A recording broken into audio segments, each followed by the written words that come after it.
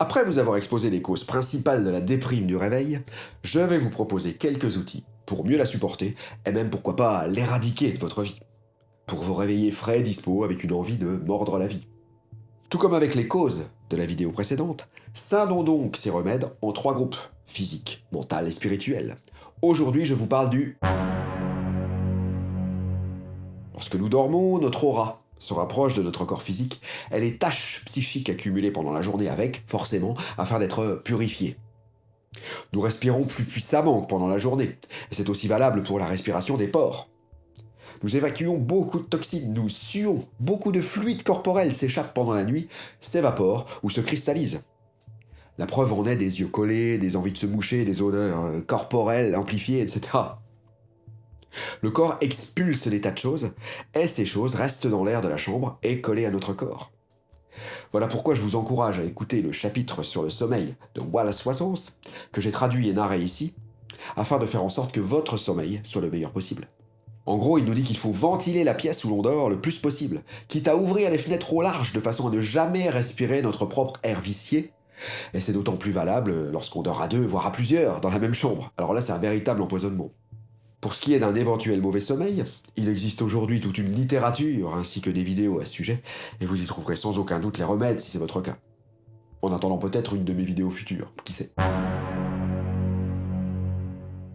Je vous encourage à dormir à nu pour plusieurs raisons.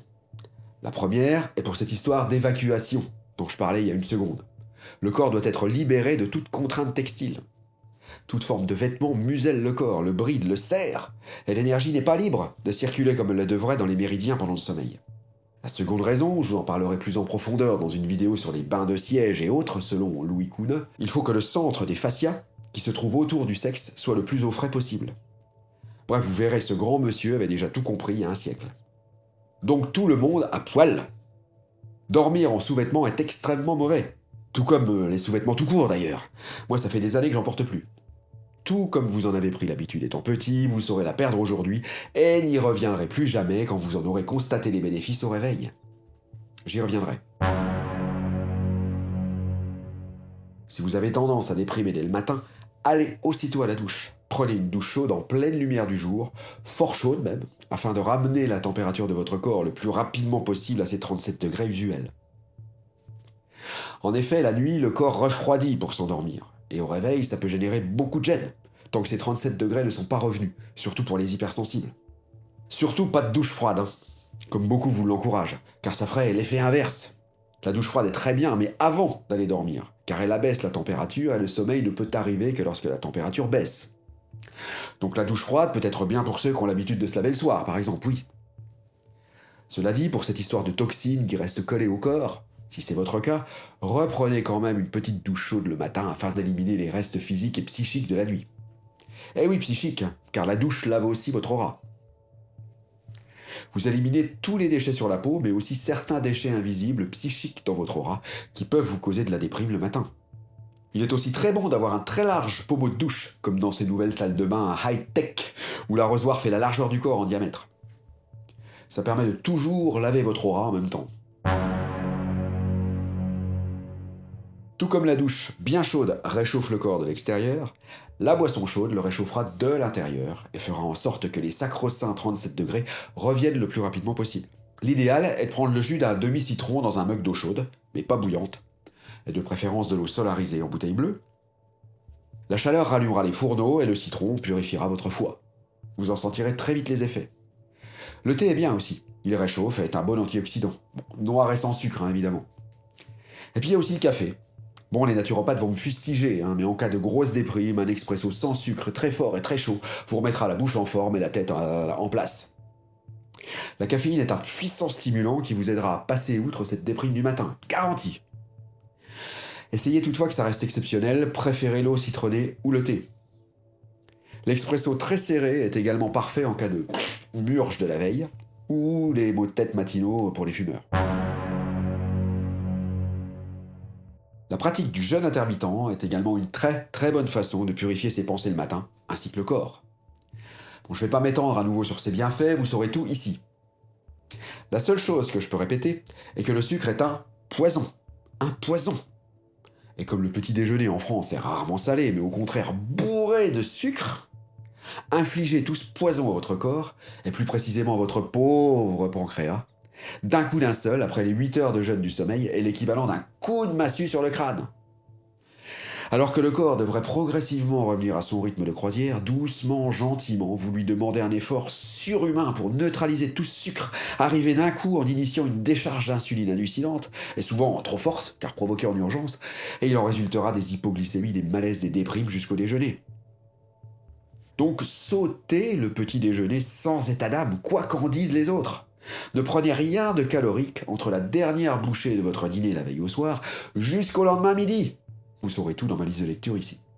De grâce, laissez votre système digestif se réveiller pendant toute la matinée et ne le ressollicitez doucement qu'au déjeuner, vers midi et pas avant, en commençant par les aliments les moins sucrés. C'est valable aussi pour les sucres cachés.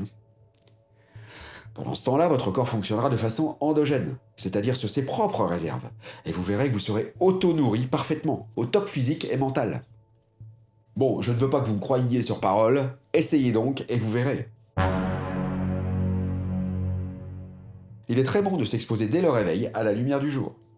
Attention, pas d'un coup non plus, pour pas être ébloui, mais sur quelques minutes. Faites en sorte de vous baigner dans les 5500 Kelvin, qu'est la température de couleur de la lumière du jour, et qui aura un impact direct sur votre glande pinéale, l'épiphyse, qui régule le cycle veille-sommeil et qui est directement excitée par la lumière.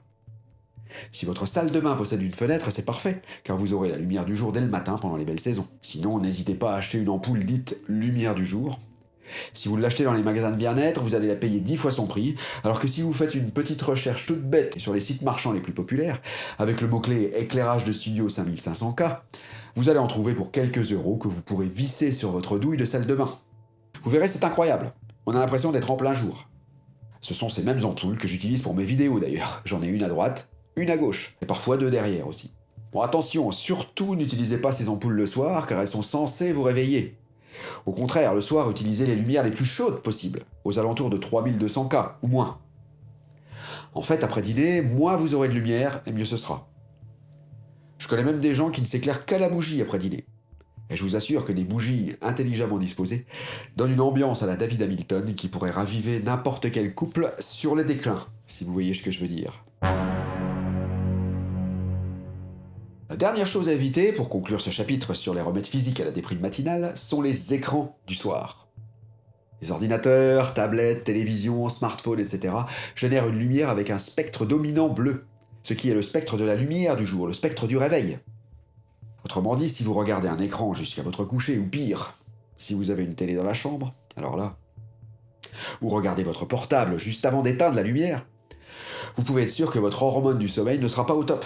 Et votre sommeil en sera altéré, donc votre régénération, et donc votre humeur du réveil. Faites en sorte de ne pas regarder le moindre écran au moins 1 heure avant d'aller dormir, ou si vous n'y arrivez pas, enclenchez au moins la fonction mode nuit qu'ils possèdent tous maintenant, afin d'adoucir ce spectre en enlevant le bleu nocif au sommeil. Activez cette fonction sur tous vos écrans, et même votre télé. Bien que je vous conseille, pour votre santé psychique, et par extension physique, de la vendre le plus vite possible. Les radios-réveils, radios et équipements électroniques en tout genre émettent des ondes qui perturbent les vôtres pendant le sommeil. Faites en sorte d'avoir votre radio-réveil non pas sur votre table de nuit, mais sur l'étagère, à au moins 2 mètres de votre tête, et surtout, ne jamais laisser son téléphone sur la table de nuit non plus. Mettez-le à côté du radio-réveil, en mode avion et silencieux. Dernière chose, la première heure du réveil devrait être consacrée au réveil. Donc pas de portable, pas de télé, pas de lecture, pas de discussion importante et encore moins d'engueulade. J'explique tout ça dans ma liste de lecture ici, principalement la vidéo numéro 3. Voici pour les remèdes physiques tangibles que vous pourrez tout de suite mettre en pratique afin d'améliorer votre humeur du réveil. Nous verrons dans la prochaine vidéo les remèdes mentaux, puis encore dans une autre, spirituelle.